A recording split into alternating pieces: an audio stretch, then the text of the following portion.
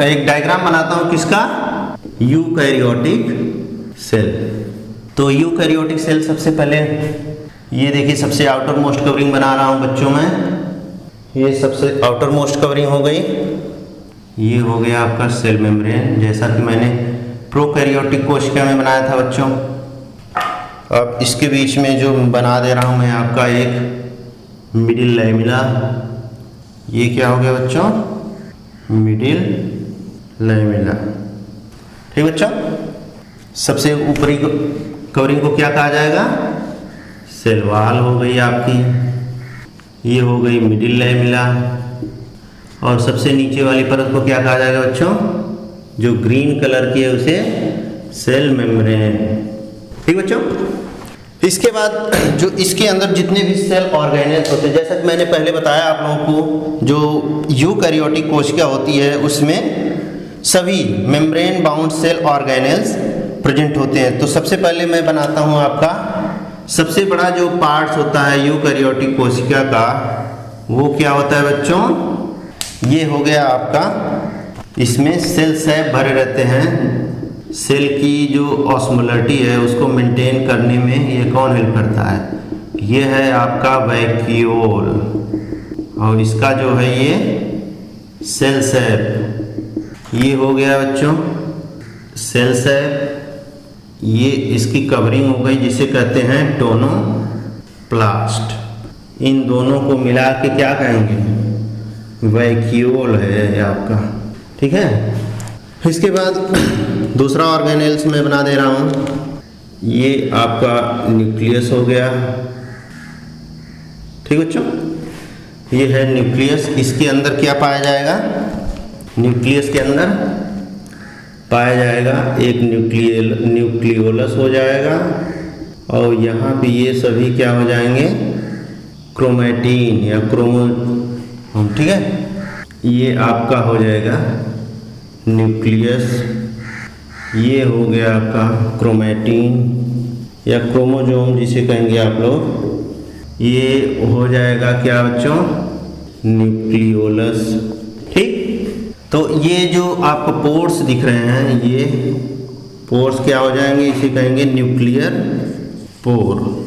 इसके बाद दूसरे ऑर्गेनेल्स में आपको बना रहा हूँ, यहाँ पे डबल मेम्ब्रेन बाउंड, अगर वो प्लांट, जैसे कि यहाँ मैं प्लांट सेल की बात कर रहा हूँ, तो ये यहाँ पे क्या बन जाएंगे, क्लोरोप्लास्ट। ठीक बच्चों, अब यहाँ पे भी सब राइबोसोम हो जाते हैं, फ्री राइबोसोम, माइटोकॉन्ड्रिया, ये है राइबोसोम।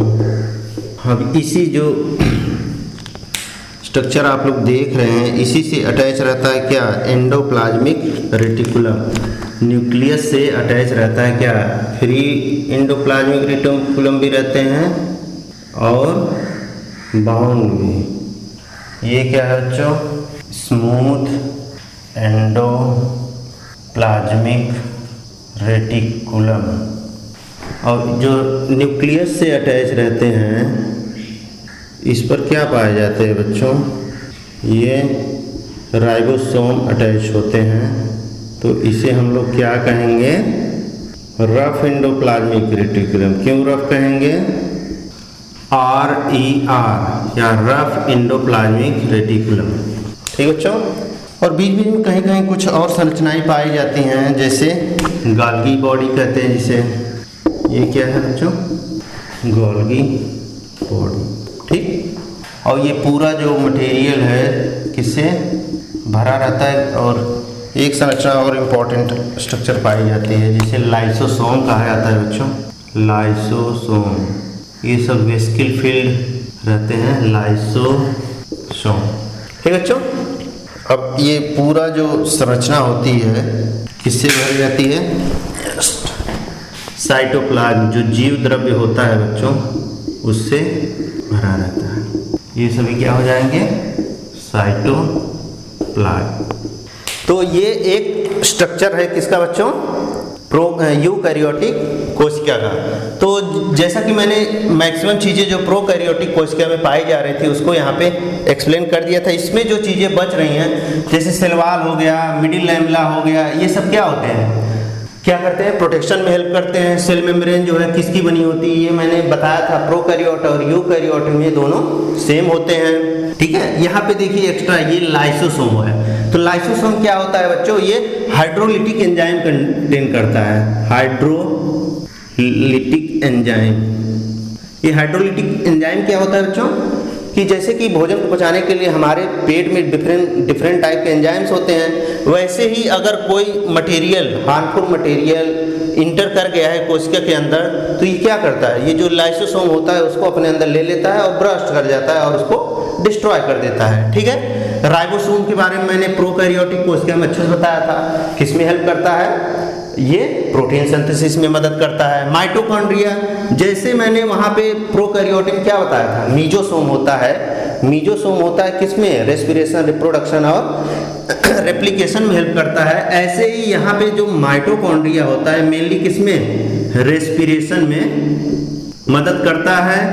इसीलिए माइटोकॉन्ड्रिया को क्या कहा जाता है, power house of the cell, कोशिका का विद्युत गृह कहा जाता है ना, power house of the cell. ठीक बच्चों, साइटोप्लाज्म के बारे में बताया था, यही मेन एरिना होता है जहाँ पे सभी रासायनिक अभिक्रियाएं होती हैं। ठीक बच्चों, सेल शेप टोनोप्लास्ट जो कोशिका होती है उसकी ऑस्मोलरिटी, जो ऑस्मोटिक बैलेंस बनाने के लिए यहाँ से जो सेल शेप होता है अंदर भी आ सकता है और बाहर भी आ सकता है। अगर कोशिका के अंदर सेल जो लिक्विड मटेरियल है ऑस्मोलरिटी घट रही है तो उसको लेने के लिए वैक्यूल से बाहर आ जाएगा। दूसरा है बच्चों गोल्गी बॉडी, ये मेम्ब्रेन बाउंड ऑर्गेनेल्स होते हैं, डबल मेम्ब्रेन बाउंड ऑर्गेनेल, कोशिका के अंग है, ये सब कोशिकांग है जो कि किसमें हेल्प करता है, synthesis and secretion, generally transport में मदद करता है, ट्रांसपोर्ट, सिक्रीशन, इन सभी में हेल्प करता है कौन, गोल्गी बॉडी। जो भी प्रोटीन कहाँ सिंथेसाइज हो रही है, रफ एंडोप्लाज्मिक रेटिकुलम में या राइबोसोम से, वो वेसिकल के रूप में किसमें, गोल्गी बॉडी में फिलअप हो जाते हैं और इसको जहाँ पे जरूरत पड़ती है वहाँ पे ट्रांसपोर्ट करता है। क्लोरोप्लास्ट जैसे हम लोग देखते हैं पौधे हरे दिखाई दे रहे हैं बच्चों, क्यों दिखाई देते हैं, इसी क्लोरोफिल के कारण। क्लोरोप्लास्ट क्या कंटेन करता है, क्लोरोफिल, और सूर्य के प्रकाश की उपस्थिति में यही पौधे, हरे पौधे क्लोरोफिल की प्रेजेंस में क्या करते हैं, कार्बन डाइऑक्साइड और वाटर की मदद से ऑक्सीजन का निर्माण करते हैं और ग्लूकोज का भी निर्माण करते हैं। ठीक है, किसके अंदर होता है, किसके थ्रू, इसी क्लोरोप्लास्ट के थ्रू ही होता है। जो फोटोसिंथेसिस, प्रकाश संश्लेषण की क्रिया होती है, किसके द्वारा होती है, क्लोरोप्लास्ट के द्वारा होती है। ठीक है बच्चों, अब जो रेटिकुलम होता है, एंडोप्लाज्मिक रेटिकुलम, ये दो तरह का होता है। एक को कहते हैं क्या, स्मूथ एंडोप्लाज्मिक रेटिकुलम। स्मूथ क्यों कहेंगे बच्चों, चिकना, चिकना एंडोप्लाज्मिक रेटिकुलम, अंतर्द्रव्य जालिका हिंदी में कहेंगे इसको, चिकना अंतर्द्रव्य जालिका। और एक होता है रफ या भद्दा, खुरदरा एंडोप्लाज्मिक रेटिकुलम। ठीक है बच्चों, तो चिकना इसलिए कहते हैं क्योंकि यहाँ पे जो होता है राइबोसोम इसके मेम्ब्रेन पे एब्सेंट होता है, जबकि जो रफ एंडोप्लाज्मिक रेटिकुलम है उसके मेम्ब्रेन पे राइबोसोम उपस्थित होता है। जो चिकना होता है यह लिपिड सिंथेसिस करता है। ठीक बच्चों, लिपिड सिंथेसिस करता है, और जो ये होता है ये प्रोटीन निर्माण में मदद करता है। ठीक, और उसके बाद जो सबसे सेंट्रल में न्यूक्लियस पाया जाता है, ये ऑर्गन जो है मैंने प्रोकैरियोटिक में क्या कहा था कि केंद्रक जो है एब्सेंट होता है, उसमें केवल यही क्रोमैटिन मटेरियल साइटोप्लाज्म में प्रेजेंट था।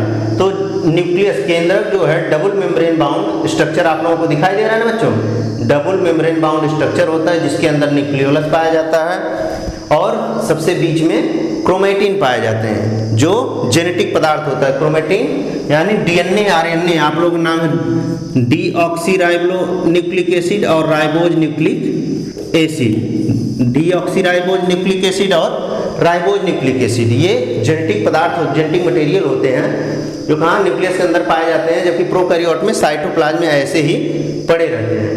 ठीक है बच्चों, जब कोशिका विभाजन होता है तो यही क्रोमैटिन मटेरियल में चेंजेज होते हैं, interphase, prophase, metaphase, anaphase, telophase, ये सभी कोशिका विभाजन में हेल्प करके और क्रोमोसोम में परिवर्तित होकर एक कोशिका से दो कोशिका में दो कोशिका के बनने में निर्माण करते हैं। ठीक बच्चों, और साइटोप्लाज्म के बारे में पूरा बता दिया। तो ठीक बच्चों, ये पूरा यूकैरियोटिक कोशिका के बारे में जितने भी कोशिकांग हैं मैंने एक्सप्लेन कर दिया किसका किसका क्या फंक्शन होता है। ठीक है, जब कोशिका विभाजन होता है, जो यूकैरियोटिक कोशिकाएं होती हैं बच्चों, उसमें कोशिका का जो विभाजन होता है एक माइटोसिस के थ्रू होता है, एक मियोसिस, एक समसूत्री और एक अर्धसूत्री विभाजन के द्वारा होता है। जो समसूत्री विभाजन होता है सिंपली एक कोशिका से दो कोशिका में बनती, जबकि मियोसिस में एक कोशिका से 4 कोशिका का निर्माण होता है। मियोसिस जनरली कहाँ पे होता है? जो जर्म कोशिकाएं होती हैं वहाँ पे होता है, और माइटोसिस जनरली जो सोमैटिक सेल्स हैं वहाँ पे मियोसिस होता है।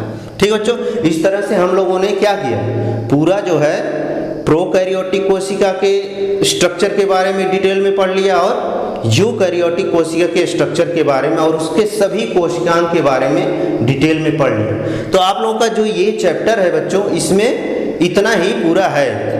प्रोकैरियोटिक कोशिका, यूकैरियोटिक कोशिका, उसके सभी कोशिकांग और उनका क्या क्या फंक्शन है, कैसे जो है इनमें विभाजन होता है, डिस्कवरी के बारे में हम लोग कल ही पढ़ चुके थे। ठीक है बच्चों, तो ये रहा आपका एक चैप्टर जो कि बायोलॉजी पोर्शन से है, structural and functional unit of life. ठीक है बच्चों, यहाँ पे ये चैप्टर समाप्त होता है। आई होप आप लोग इसको अच्छे से पढ़ेंगे, ताकि जो भी क्वेरी करनी है, जो भी आपको प्रॉब्लम हो, उसको आप लोग मुझसे डिस्कस कर सकते हैं, पूछ सकते हैं। Thank you.